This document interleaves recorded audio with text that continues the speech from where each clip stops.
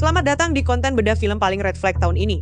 Bayangkan lo lagi di tengah hutan Amazon dikejar ular raksasa segede bus Transjakarta, tapi bukannya lari, lo malah sibuk mikirin angle kamera dan tema trauma antar generasi. POV lo nonton sekelompok orang dewasa yang hobi yapping soal karya seni padahal nyawa udah di ujung tanduk.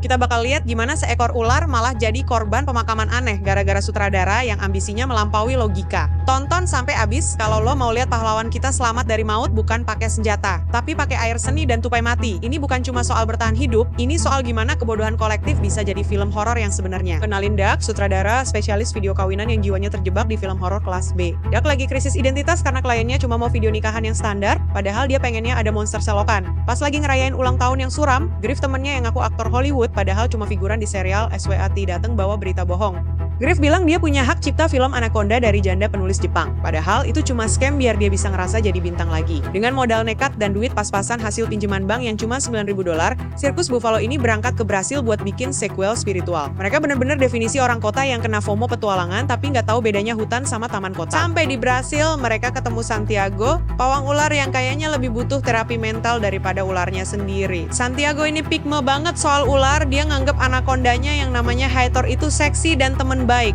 Duke mulai nunjukin sifat aslinya yang red flag sebagai sutradara. Dia maksa aktornya buat naruh muka deket mulut ular cuma demi estetika.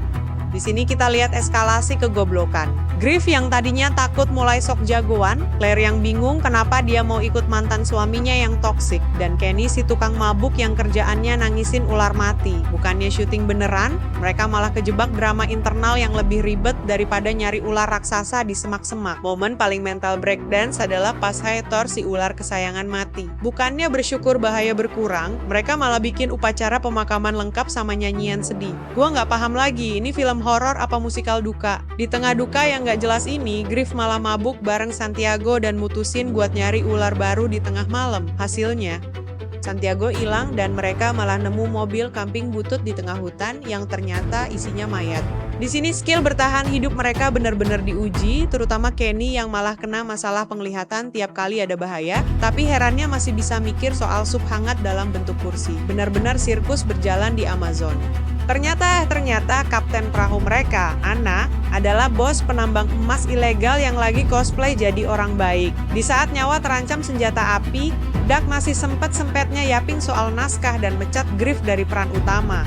Tapi tenang, para wanita di film ini punya jurus rahasia bernama Toma teknik menanduk ganda yang mereka pelajari dari obrolan gak jelas sebelumnya.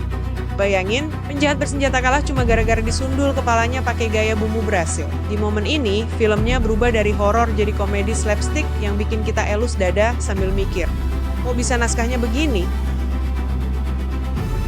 Setelah lolos dari penjahat, mereka ketemu masalah baru. Doc digigit sesuatu dan kakinya lumpuh. Solusinya? Kenny harus kencingin kaki Doc karena mereka pikir itu obat buat segala jenis gigitan hewan. Masalahnya, Kenny itu malu kencing alias nggak bisa keluar kalau nggak duduk di kursi. Setelah drama kencing yang sangat awkward, mereka nemu ide jenius lainnya, jadiin Dak yang pingsan sebagai umpan buat ular raksasa. Mereka ikatin tupai mati di punggung Dak biar ularnya kenyang dan mereka bisa kabur. Ini adalah puncak pengkhianatan pertemanan yang dibungkus dengan alasan demi keselamatan bersama. Untungnya Dak hidup lagi meski harus lari-lari bawa bangkai tupai di punggungnya. Akhir cerita, mereka ketemu Ice Cube pemeran film asli yang entah gimana ceritanya ada di situ dan berhasil ngebom ular itu pakai piroteknik film. Pesan moralnya, jangan pernah percaya sama temen yang nawarin proyek film di Amazon kalau dia nggak punya hak cipta resmi dari Sony.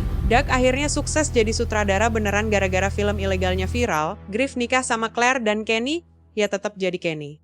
Pelajaran buat kita semua, kalau lo mau sukses, kadang lo harus berani bohong, kencingin kaki temen lo, dan taruh tupai mati di punggung orang lain. Jangan lupa like, komen, dan subscribe kalau lo ngerasa temen lo lebih waras daripada karakter di film ini. Sampai ketemu di bedah film halo berikutnya.